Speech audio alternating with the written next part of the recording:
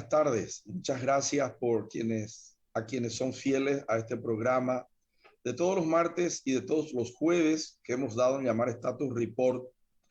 Yo soy Víctor Raúl Benítez, soy economista y en el día de hoy tengo como invitado, está un poco atrasado pero está entrando de aquí a poco, Iván Airaldi. No es Omar Airaldi, su tío, a quien ya le hice una entrevista hace poco más de una semana sobre cuestiones relacionadas con un nuevo régimen de frontera para el comercio fronterizo en Ciudad del Este. En el día de hoy estará en breve con nosotros Iván Airaldi. Él es un joven que se ha convertido en líder en los últimos tiempos de la cuestión social, un líder también político. Tengo entendido que está como candidato por uno de los partidos políticos o precandidato a la intendencia de Ciudad del Este. Pero hoy lo estamos entrevistando no en su rol precisamente político, sino en su dimensión social y en su dimensión también económica.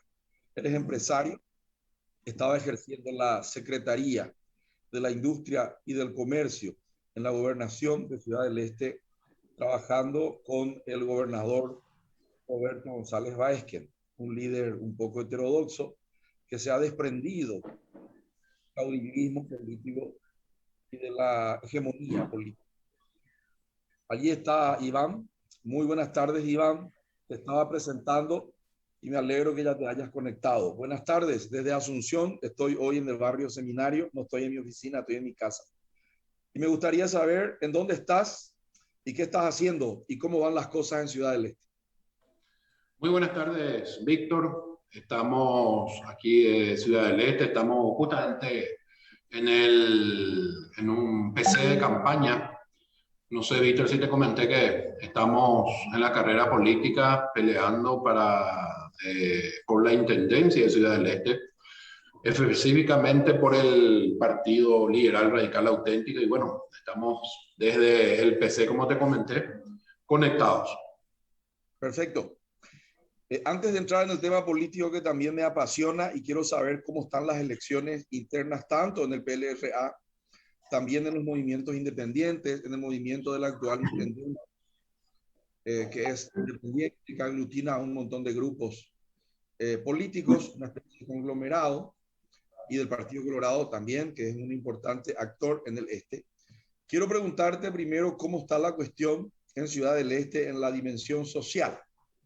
Sabemos que la pobreza subió 3 o casi 4 puntos porcentuales, según el Instituto Nacional de Estadística y según algunos datos también del Banco Central que dicen que el IMAEP se ha desacelerado en este primer trimestre del año 2021 versus el primer trimestre del 2020. En segundo lugar, estaba viendo que también las construcciones en Asunción y Gran Asunción están parando y eso es un señalizador argel peligroso con relación a que ahora sí es en serio. No solamente tenemos una crisis sanitaria, sino que también en Asunción y Gran Asunción tenemos una crisis económica, una recesión, una desaceleración en los motores que impulsan la economía paraguaya. Uno de esos motores es Ciudad del Este, la reexportación al Brasil, que ya viene luego parada desde marzo del año pasado. Y tampoco estaba luego bien en el 2019, que fue un año atípico, donde también la economía no creció en la medida de lo que uno esperaba. Entonces, ¿cómo está la gente en Ciudad del Este? Primero la gente, después los empresarios, con este tema del turismo de frontera y de la reexportación. ¿Y qué están haciendo ustedes? Yo sé que vos estás trabajando, la otra vez te acompañé en Burú Villaroga, yo mismo, y estuvimos hablando con el señor presidente y veíamos de que había una buena voluntad, por lo menos hacia lo que exponía tu tío Omar, hacia lo que vos exponías. Yo era apenas un interlocutor ahí, un articulador. ¿Cómo está ese trámite que estábamos haciendo o que ustedes estaban haciendo con el señor presidente y también con el apoyo del señor ministro de Industria, el señor Castiglioni, para de una vez por todas hacer un régimen que pueda hacer competitiva a la Ciudad del Este con relación a las loyas francas? Hay más de 30 en las fronteras uruguaya-argentina, uruguaya-brasilera, argentina-brasilera, pero no hay en Paraguay. ¿Cómo está ese tema? Bueno, ese tema sigue delicado. Luego de esa reunión con el presidente hemos mantenido 3 reuniones más en el Ministerio de Industria y Comercio y en la mesa interdisciplinaria, ¿verdad? Porque estuvo el Ministerio de Hacienda, Aduanas, Industria y Comercio, la INAM y otra institución que no recuerdo ahora el nombre. Pero nosotros estamos trabajando en generar esa ciudad del este que nosotros conocemos como la ciudad del este, generadora de oportunidades de crecimiento. Hoy el gobierno necesita más que nada delinear acciones, pero con reglas extraordinarias.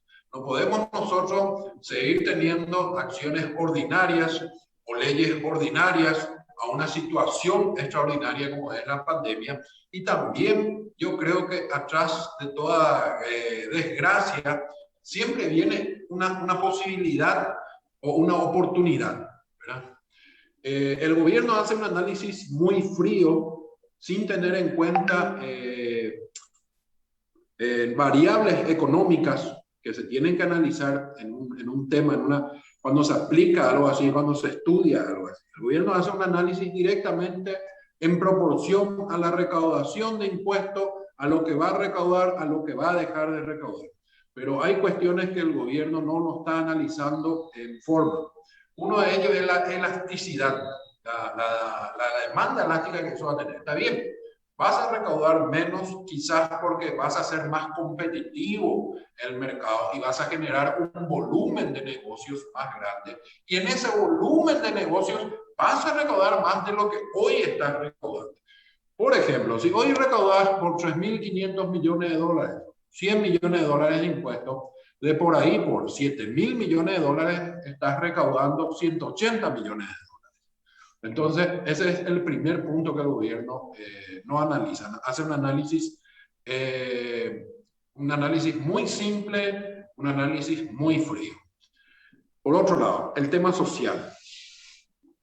El régimen de Maquila es un régimen que poco impuesto deja al país. Solamente 1% de lo exportado, ¿verdad? También están exonerados de impuestos de bienes de capital, hay exoneraciones municipales, ¿verdad? De tributos municipales. Pero ¿qué es lo que busca ese régimen? Busca instalar esa semilla de la industrialización, busca generar puestos de trabajo. Los puestos de trabajo generados por el régimen de Maquila sí pagan las cargas tributarias sociales, las cargas sociales, discúlpame, IPS, todo lo que corresponde. Solamente está exonerado en los tributos. Bueno, ese mismo análisis también tiene que tener en los comercios de frontera. Porque si aquí nosotros perdemos esa oportunidad de negocios, ese escenario favorable de negocio, también se van a perder los empleos. Y aquí, quiérase o no, con el régimen anterior, y si potenciamos este nuevo régimen para la recuperación económica, eso va a traer consigo también muchos empleos, que es lo que hoy nosotros tenemos que pelear por los empleos. ¿Por qué es tan importante pelear por los empleos? Porque se va a pelear por el consumo, que es lo que hoy todos necesitamos. Nosotros necesitamos que la gente tenga ingresos, que tenga dinero en su billetera para consumir. Y hoy, lastimosamente, en esa reunión que tuvimos, yo le vi al gobierno un poco desorientado y es más, sin una agenda propia del gobierno. Yo le veo a un gobierno de Mario Abdo Benítez que su agenda país y política está definida por otros sectores y por el Congreso. Un ejemplo te doy. El caso de la ley de los fondos sociales de Haití. Ahí estamos hablando de 150 millones de dólares aproximadamente entre las dos entidades, Yacyretá y EIT.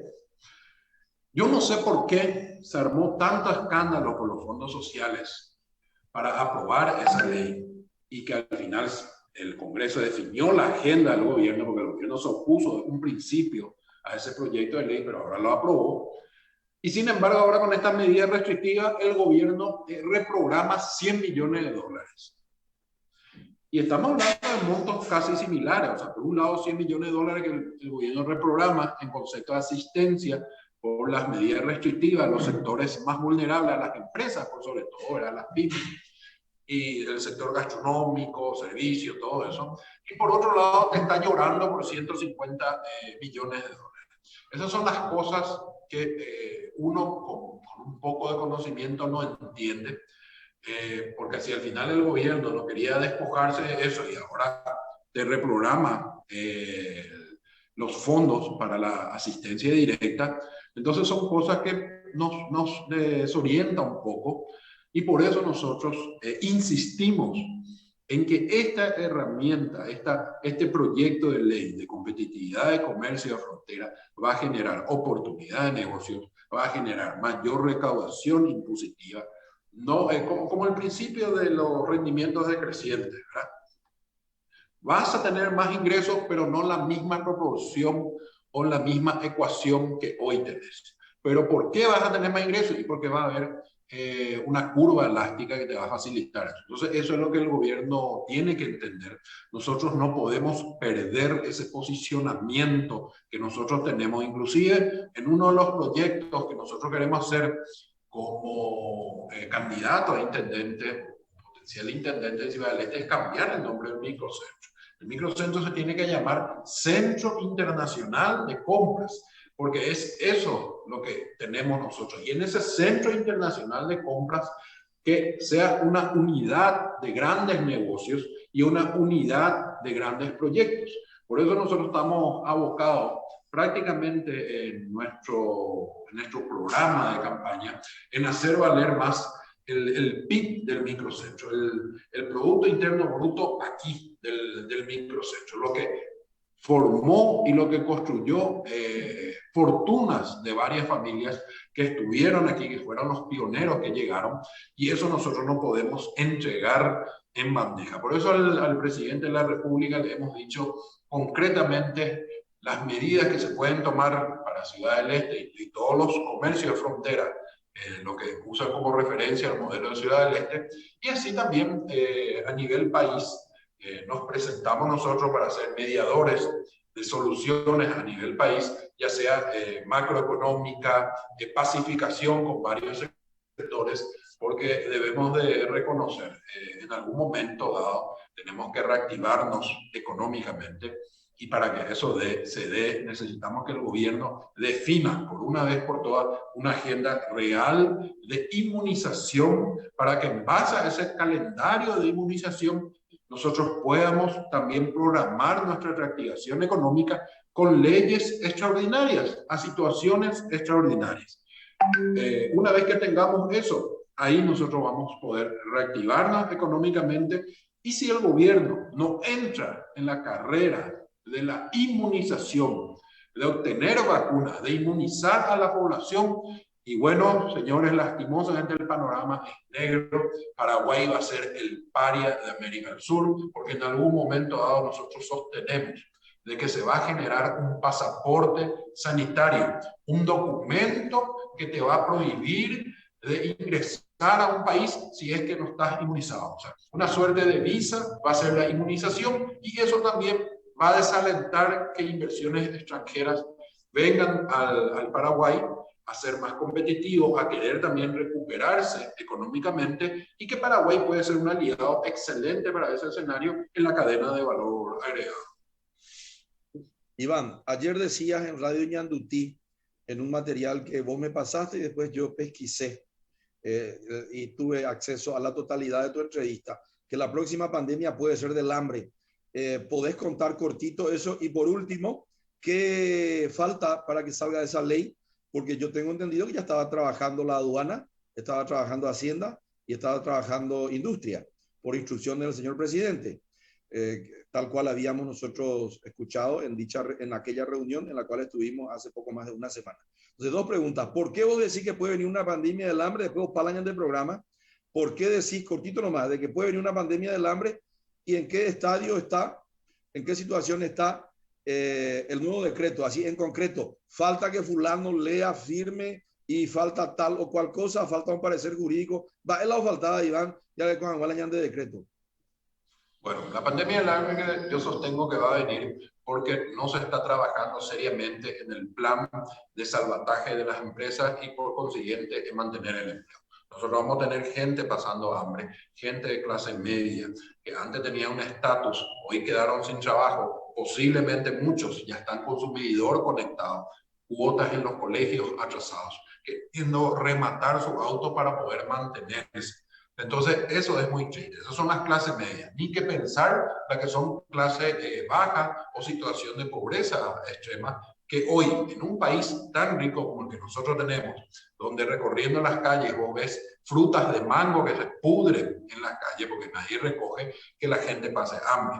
Entonces, a lo que voy, si aquí no se actúa en consecuencia, si aquí no se programa, o sea, no se diseña programas puntuales, porque no tenemos más mucha brecha, nosotros vamos a tener gente pasando mucha hambre y los gobiernos, ya sean municipales, departamentales, y el gobierno central necesita delinear acciones. Con relación al proyecto de ley que hemos presentado con el doctor Óscar Airaldi, el proyecto de ley está en estudio, solamente que en la mesa que se integró, principalmente en la aduana, te vuelve de nuevo con un punto que, o sea, vuelve a retroceder. Nosotros ya estábamos aprendiendo casi las letras finales ya del abecedario y él te vuelve de nuevo a mencionar el ABC del abecedario. Te vuelve a cuestionar el tema de los depósitos aduaneros, siendo que eso nosotros ya habíamos planteado cómo lo íbamos a hacer. O sea, nos vuelve a retroceder en muchas etapas que nosotros creíamos de que ya se había aclarado con ellos la modalidad, porque el gran temor de ellos es supuestamente la evasión que eso pueda generar, porque ellos dicen de que es muy complicado que el país tenga dos regímenes diferenciados. Y me parece que no es así, porque tenemos el régimen de maquila, tenemos el régimen general, régimen de inversión, o sea, hay varios regímenes. Hoy, por eso yo sostengo de que el país necesita rediseñar leyes extraordinarias para situaciones extraordinarias o por lo menos de manera temporal. Una vez de que nos recuperemos o que lleguemos a índice aceptable, y bueno, volvamos a la normalidad o analicemos el escenario porque también se viene ITQ 2023 y hay que ver qué nosotros podemos quitar de manera competitiva para el país, para los industriales, para el desarrollo del país en un escenario de ITQ 2023. Dale. Iván, palabras finales, pero ya no es un tema económico ni social, un tema con el cual comenzaste. ¿Cómo está tu candidatura? ¿Vas a ganar las internas y después vas a ganar las elecciones municipales de octubre? Allí está Prieto, Apucágina de Erejé, hay que hacer más de Tecopa y imagina la política, ¿ves? Y bueno, la política estamos bien, a nivel partidario pudimos delinear un discurso, un proyecto que está convenciendo a la gente.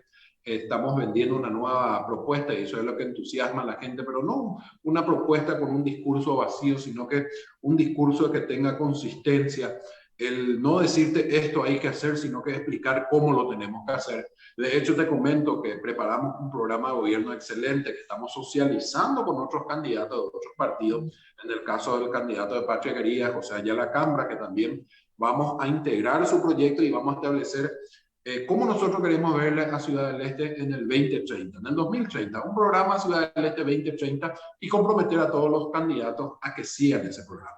Sobre las proyecciones, sí, en la política no es una cuestión numérica, 1 más 1 no es 2, pero nosotros estamos peleando para ganar estas elecciones y por sobre todo para recuperar ese estatus de Ciudad del Este, esa Ciudad del Este próspera, con empleo y establecer un programa de cómo queremos vernos nosotros, los esteños, de aquí a 30 años. Bueno, está muy bien. Dice que quien tiene una visión o una versión positiva de su pasado es el único que puede construir una visión optimista de su futuro. Ustedes los esteños tienen una versión positiva del pasado, por lo tanto pueden hacer nuevas hipótesis sobre el futuro que son y que deben ser optimistas. Un abrazo pandémico desde Asunción. En cualquier momento te visito para recorrer juntos de repente la ciudad y verificar cómo está. Espero que no esté tan vacía, porque algo debe estar pasando todavía desde Foz de Iguazú. Un abrazo pandémico y buenas tardes. Muy buenas tardes, muchas gracias por todo. Hasta luego. Hasta luego.